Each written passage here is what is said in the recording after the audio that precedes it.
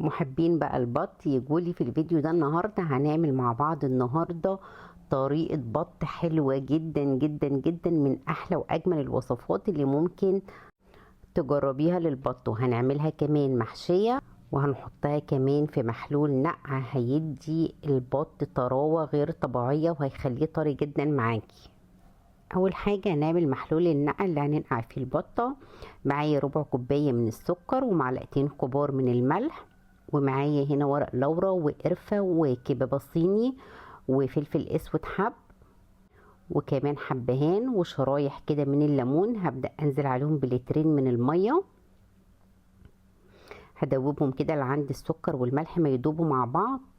ولو عندك طبعا روزماري حطي، هيدي ريحة حلوة جدا. هبدأ انزل بقى بالبطة بتاعتي. البطة دي انا غسلاها كويس جدا جدا بالدقيق والملح والليمون، ونقعتها لمدة نص ساعة، وبعد كده سبتها تتصفى من المية وحطيتها في محلول النقع وغطيت عليها بقى بستريتش، وهسيبها ليلة كاملة.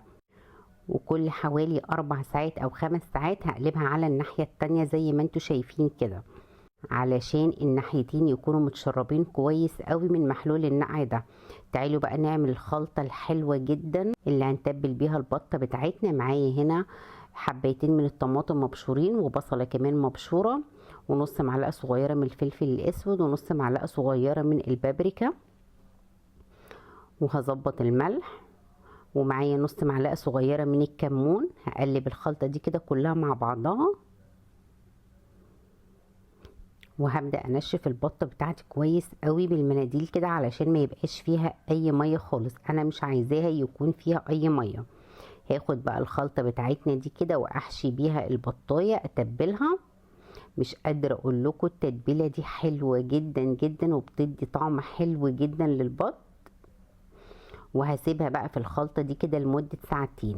بعد ساعتين كنت جهزت خلطة الرز بتاعتي اللي هحشي بيها البطة. انا محبتش اطول عليكم الفيديو، لكن هقولها لكم وفي نفس الوقت كمان هكتبها لكم في اول كومنت.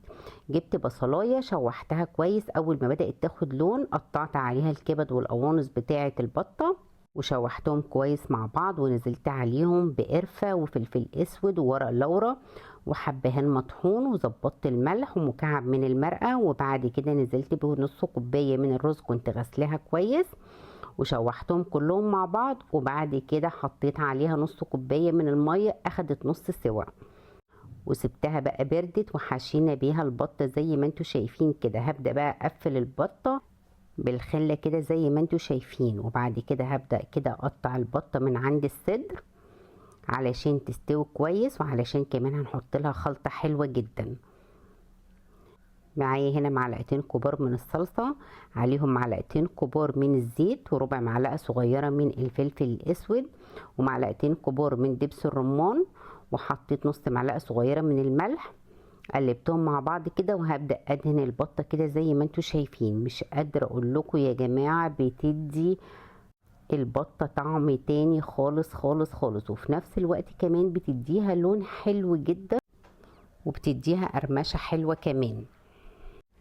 هكتب لكم طريقة الرز وهكتب لكم كمان الخلطة دي في اول كومنت علشان لو احتجتوها تلاقوها على طول. هدهنها كمان من الناحية التانية علشان يبقى كده دهناها من الناحيتين في نفس الوقت. بقى كنت مجهزة كيس حراري يكون حجمه كبير شوية اللي هو بيدخل الفرن، حطيت فيه معلقة من الدقيق علشان البطة ما تلزقش فيه، ومشغلة الفرن على درجة حرارة 220. اعلى حاجة عندك في الفرن شغليها، وفتح الكيس كده بخلة الاسنان علشان ما يفرقعش معانا. وحطي البطة في الصينية وحطي عليها بقى المية المغلية ودخليها فوق الصاجة على طول.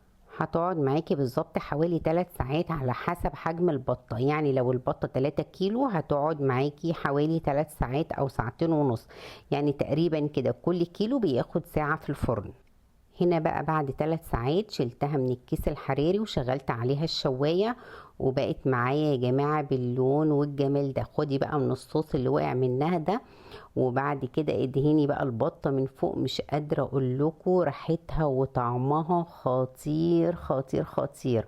انا عايزاكم تجربوا طريقة البط بالطريقة دي. عاوزة اقول لكم كمان انك ممكن تحشيها بالفريك بنفس الطريقة بالظبط، بس بدل ما تحطي رز هتحطي فريك عاوزه اقولك بقى لو انت عندك عزومه هتقدميها بنفس الشكل كده، وحطي كده على الرجول بتاعه البط كده ورق فويل تديها شكل لذيذ جدا، وحطي حواليها كده شرايح من الليمون برضو هيبقى شكلها لطيف. عاوزه اقول لكم كمان ان محلول النقع بيديها طراوه غير طبيعيه، مخلي اللحم طري بشكل غير طبيعي يا جماعه، ومديها طعم حلو جدا جدا. كانت سخنه هنا على فكره ما كنتش قادره امسكها خالص. عايزه اوريكم كمان ان الحشو من جوه مستوي وفي نفس الوقت مش معجن، وطعمه حلو جدا جدا جدا. مش قادره اقول لكم الحشو بتاع البط بيبقى مميز خالص عن حشو الحمام وعن حشو الفراخ. يا ريت بقى تجربوا الطريقه دي، وانا واثقه ومتاكده ان هي تعجبكم. ويا ريت بقى لو وصلتوا معايا بالفيديو اللي عندي هنا تعملوا لايك للفيديو، لو مش مشتركين معانا في الصفحه يا ريت تشتركوا عشان يوصل لكم كل جديد. واستنوني في فيديو جديد ووصفه جديده ان شاء الله.